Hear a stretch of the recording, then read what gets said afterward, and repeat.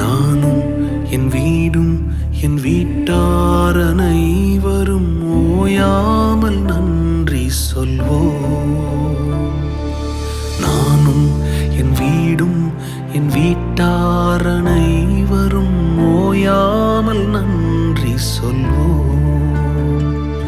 ஒரு கரு போல காத்தீரே நன்றி, என்னை சிதையாமல் சுமந்தீரே நன்றி.